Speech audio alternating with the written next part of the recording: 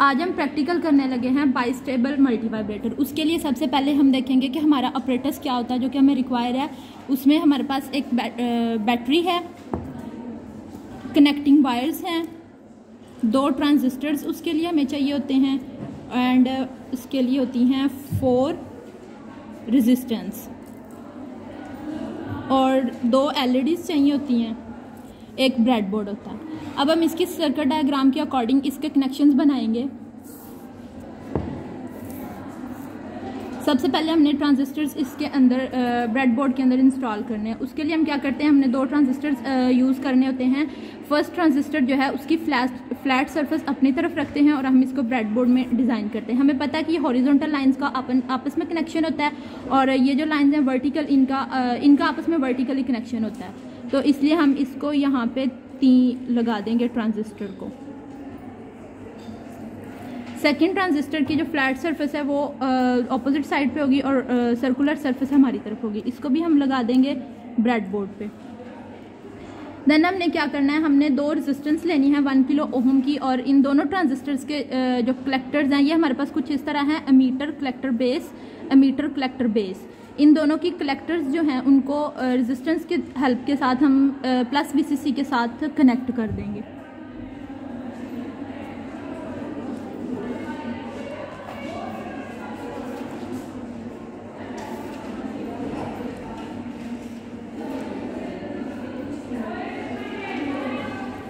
Same इसी तरह second transistor के कलेक्टर को हम प्लस VCC के साथ कनेक्ट करेंगे।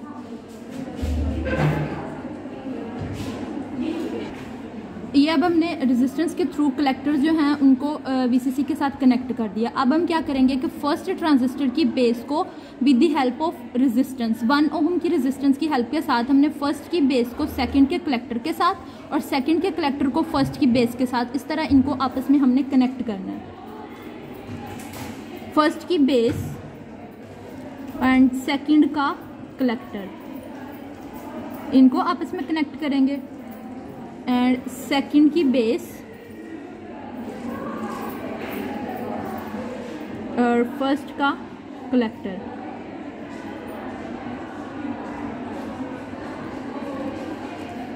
इसके बाद हम कलेक्टर और बेस को आपस में रेजिस्टेंस के थ्रू कनेक्ट करने के बाद हमने दोनों ट्रांजिस्टर्स की एमीटर्स जो हैं उनको ग्राउंड करना है LED के साथ। LED की जो बड़ी लेग होती है वो हमारे पास होती है पॉजिटिव और छोटी जो होती है वो होती है नेगेटिव। बड़ी को हम करेंगे एमीटर के साथ कनेक्ट और छोटी को कर देंगे ग्राउंड।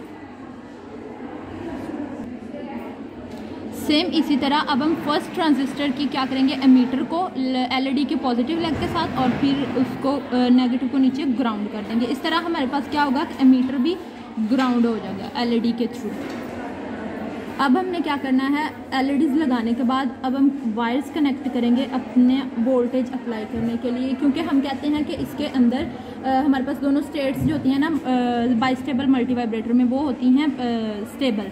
तो उसके लिए अब हम वोल्टेज अप्लाई करके देखेंगे कि क्या अगर हमारी दोनों LEDs ऑन होती हैं इट्स मीन्स कि हमारा ये एक्सपेरिमेंट ठीक है कि दोनों स्टेट्स स्टेबल हैं।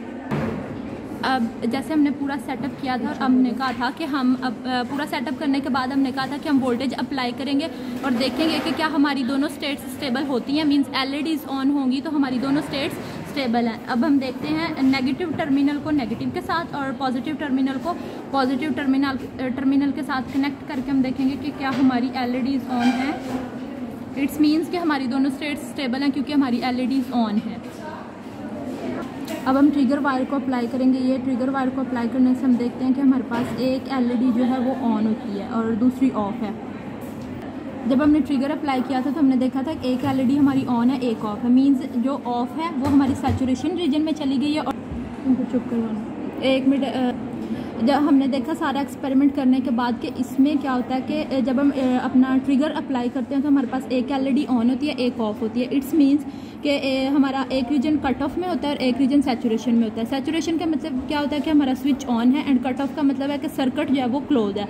और जब हमारा सर्किट ऑन होता है तब उसमें क्या होता है, करंट पास करते हैं। तो इट्स मीन्स उसमें करंट पास और सैचुरेशन में हमारे पास करंट पास करता है और कट ऑफ में करंट पास नहीं करता, इसलिए वहाँ पे हमारे पास LED ऑफ हो जाती है।